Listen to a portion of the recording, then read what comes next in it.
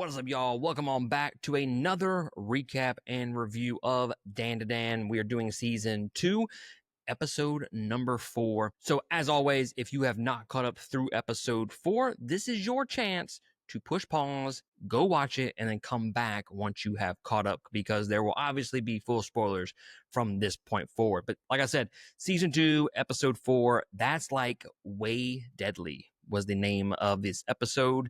And let's just go ahead and jump into it, guys. Contesting Naki's prophecy, Momo drags the Deathworm's carcass across town and attaches it to a geyser at the destroyed onsen to convert it into a giant hose, dousing the volcano's lava with the ensuing blend of slime. The Kitos here are trying to stop Momo at the very beginning of part of this episode. There is some decent action between Momo and the Kitos. It's nowhere near what we got with Okarun and Evil Eye, but it's still a decent amount of action here, and for the most part, I liked it. But I do want to say one thing about the Kitos. They remind me of the Ginyu Force. Watch this episode. Watch how they interact with each other and how they pose for their attacks and whatnot, and tell me that is not the Ginyu Force.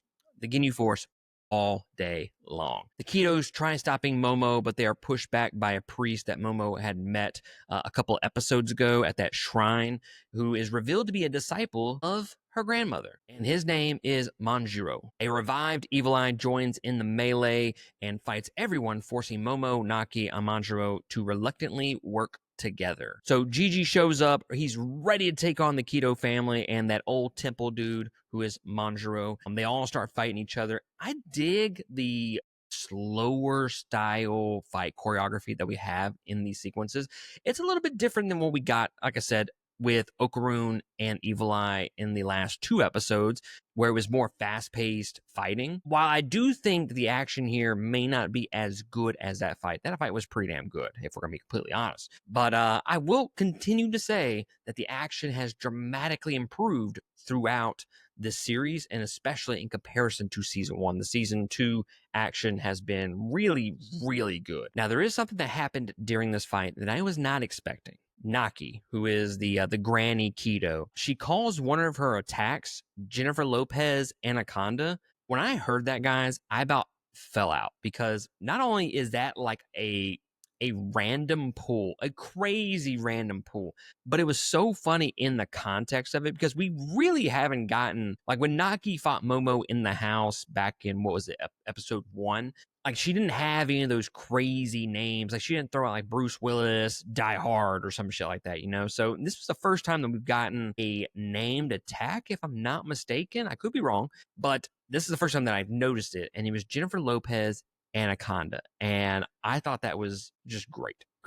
It's off the wall, it's completely left field, but within the context of the show, it totally makes sense. And I will 100% support a 90s reference in any anime ever, and until my dying breath, I will always support and love a 90s reference, especially to a 90s movie that I really loved growing up. As they lose to Evil Eye, they are then interrupted by the intervention of Mantis Shrimp, his UFO, Psycho, and Taro, who successfully baits and seals Evil Eye within himself using warding talismans. This whole section of the episode, like if you needed a snapshot of what this series is like in terms of just how left field it is, I would show them this clip right here, because this is officially one of the most bonkers ass anime I have ever watched. It is completely left field. I want to say that whoever created this show was on LSD the entire time. The crazy ass things that happens in the show, I'm telling you, just show them a snapshot of this part right here, where Mantis shows up, the UFO, Granny, they're all fighting Evil Eye. It is just absolutely crazy. But the Mantesian shows up to stop Momo from getting judo kicked to the face, and then Granny ISA gets beamed down from an alien spaceship to join the fight along with Taro, who has a talisman paper to ward off demons inside him. He's that crash dummy looking guy from season 1. And when he breaks apart, he reattaches to Jiji here to capture him inside. A nice little random ass ending to this fight. I'm not gonna lie, it feels a little anticlimactic in a weird way. I guess I wasn't expecting basically the Avengers of this show to show up. and take on Evil Eye and then basically catch him inside of a crash dummy. But that's how crazy this show is, okay? Expect the unexpected. As a now healthy Chiquita continues fighting the volcano's fires, Momo returns to the house's ruins in order to save Okarun, only to find a pool of lava. They use the UFO's tractor beam to extract Okarun and Turbo Granny, who were protected from the lava by the Deathworm slime. Momo and Okarun share a hug, with Momo relieved that Okarun is alive. And that ends the episode. And I want to spend a lot of time, or most of the time of this review, talking about the last little bit of this episode, because it was honestly what saved this episode from being kind of, I don't want to say bland, but when you go from episodes 1 through 3 and then you get this one, it's kind of like, oh, well, this one's not nearly as good. Well, that's just because 1 through 3 were so damn good. The ending to this episode is kind of what I've been craving since season 1 and what we really haven't gotten. And that was an emotional moment between Momo and Okarun. We finally get a great emotional moment here where Momo refuses to accept that Okarun is dead. He's trapped in that lava cocoon of sorts. And then when she realizes that he's alive, she is tearing up a lot and relieved that he's alive. It's great to finally get our first moment of these two showing that they really care for each other in this show.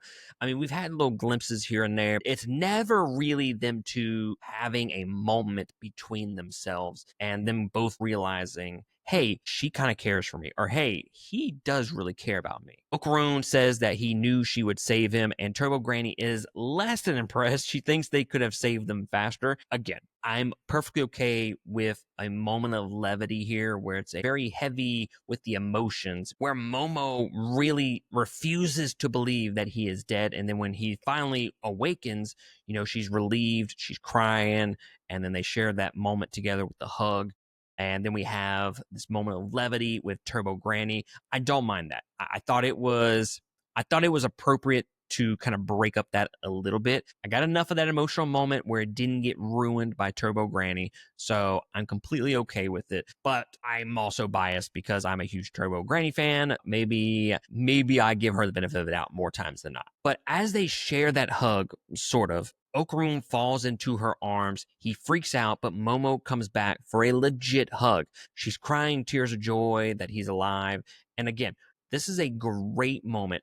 Finally, a emotional moment where these two are kind of sharing their feelings for each other. And this is why I really love Dandadan. It's moments like this. We haven't gotten this. I'm telling you, this is probably the one, maybe the second time in season 2 so far that we've gotten a more emotional connection between these two characters. It was mostly season 1, and I thought they did a great job with season 1 in that regard. And it gives me excitement for what the rest of the season kind of has in store for us, because it's just going to explore that relationship even more from this point forward. This is a huge baby step for that relationship. So what can happen in season 2?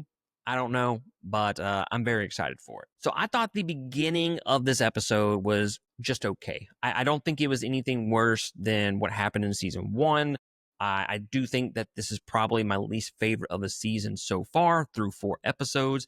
But again, I don't want that to be a negative towards this episode. It was just that episodes 1, 2, and 3 were just so damn good and so fast paced with the story and just so interesting with Evil Eye that when it got away from Evil Eye just a little bit and focused back on the Kitos and Momo, it kind of slowed the pace down a little bit.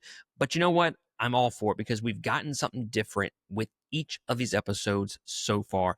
And all of these characters are so interesting for me that I don't mind a little bit of a slowdown. But I've also mentioned it back in, I think, the recap for 1 or 2. I think I said, I don't know how they continue this pace for several episodes. We're eventually going to reach a little bit of a slow spot in the season just with character development and catching back up after this arc. So is this the show kind of slowing down a little bit between this arc and the next? I don't know. Probably is, but I'm not mad at it. Okay. I enjoy these characters enough that I'm here for even the slower moments with them because the story is still that damn good and the connections and interactions between these characters. But the highlight of this episode, despite how bonkers it got in like the middle portion of the episode, I especially love the ending where we finally get Okarun and Momo showing some sort of affection towards each other. But that's been obvious because that has always been the core and best part of the show. I've said it in just about every single review for this series.